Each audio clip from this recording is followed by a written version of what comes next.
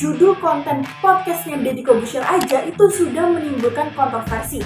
Dimana judulnya ini, pasangan gay viral, tutorial jadi gay di Indonesia, kami happy loh, Ragil dan Fred.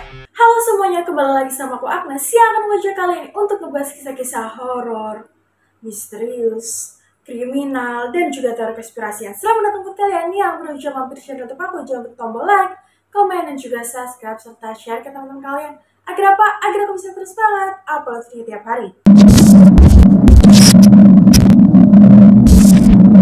Deddy Corbuzier dihujat habis-habisan, pasalnya mengundang podcast yakni pasangan LGBT. Jadi akhir-akhir ini ramai banget kan perbincangan di sosial media di mana mempeributkan pro dan juga kontra, di mana Deddy ini mengundang podcastnya ini yakni Ragil beserta dengan suaminya.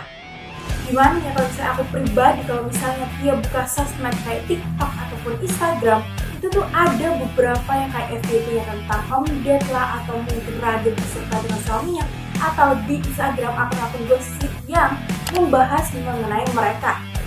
Cuman sebelum aku lanjut lebih dalam lagi, di sini aku akan spill dikit mengenai awal mula perkenalan ataupun kisah cinta dari Ragil dan juga suaminya yakni Puta, yang mungkin ya kan beberapa dari kalian belum pada tahu. Dimulai dari tahun 2013 di mana mereka ini saling berkenalan di salah satu media sosial yakni di Facebook. Lalu seiring berjalannya waktu, mereka ini merasa saling cocok satu sama lain, saling nyambung ya kan. Akhirnya mulai itu timbul benih-benih cinta, hingga pada akhirnya pada tahun 2014 mereka memutuskan untuk berpacaran. Setelah menjalin hubungan 3 tahun, yakni jarak LDR ya kan, antara Indonesia dan juga Jerman, akhirnya Ragil memutuskan untuk pindah ke Jerman untuk tinggal bersama dengan Puta. Dan gak berselang waktu lama, yakni setahun setelahnya, pada tahun 2018 mereka memutuskan untuk menikah secara resmi di Jerman. Ternyata nih, Ibu Ragil sendiri pada saat itu awal mulanya sangat menentang keras ataupun sangat menolak dengan hubungan mereka ini karena menganggap itu merupakan hal yang terlarang. Nah, bahkan yang gak sampai di situ aja, mereka ini sempat bertengkar hebat satu sama lain dan memutuskan untuk lost kontak. Bahkan Ragil ini mengatakan tidak akan balik ke Indonesia apabila ibu ataupun keluarganya ini tidak menerima hubungan mereka. Namun seiring berjalannya waktu, akhirnya ibunda dari Ragil sendiri pun melunak ya kan, dan berusaha menerima kondisi anaknya ini dengan lapang dada. Perlahan hubungan mereka pun membaik, dan juga bahkan ibu dan juga saudara Ragil ini sempat main ke Jerman untuk bertemu dengan Ragil dan juga suaminya. Ditambah lagi saat mereka berdua ini diundang ke podcast Om Deddy Corbuzier pada saat mereka ini tengah berkunjung ke Indonesia. Kalau kita bisa lihat dari judul konten podcastnya Deddy Corbuzier aja itu sudah menimbulkan kontroversi. Dimana judulnya ini, pasangan gay viral, tutorial jadi gay di Indonesia, kami happy loh, Ragil dan Fred. Dengan adanya podcast tersebut dan viral ya kan, ini ada beberapa respon ataupun tanggapan dari warganet.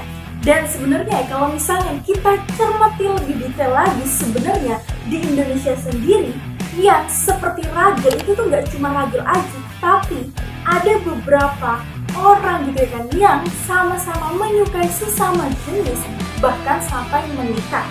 Cuman ya emang ya sih, meskipun banyak gitu ya kan, tapi lebih banyak orang lagi yang lebih memperhatikan Ragil. Secara kalau kita bisa lihat ya kan, dia unggah video-video yang dia upload di akun TikToknya, itu tuh pasti ada aja yang dibahas, dan juga pasti FYP-nya tuh bisa sampai jutaan viewers. Dan lanjut ke topik yang kali ini, dimana emang kenapa sih di Indonesia sangat menentang keras dengan adanya LGBT? Pada abad ke-21, Belanda merupakan negara pertama yang melegalisasikan pernikahan sesama jenis. Bahkan, LGBT sendiri sudah dianggap sebagai hukum internasional yang berhubungan dengan hak asasi manusia ataupun HAM. Indonesia juga menganggap bahwasannya LGBT ini sangat-sangat menyeleweng dengan norma-norma agama dan ketuhanan di Indonesia, dan itu merupakan suatu hal yang abnormal serta hal yang negatif. Oke teman-teman, segitu dulu pembahasan dari aku kali ini. Gimana nih, kalian tim pro ataupun tim kontra? Kalian juga bisa komen apa alasan kalian memilih pro ataupun kontra, dan juga gimana pendapat kalian setelah kalian nontonin podcast Om Deddy Corbuzier. Jadi kayak saran aku nih ya, kalian jangan nontonin dari covernya ataupun judulnya aja, tetapi kalian resapi dari setiap video dari awal hingga pembahasan akhir.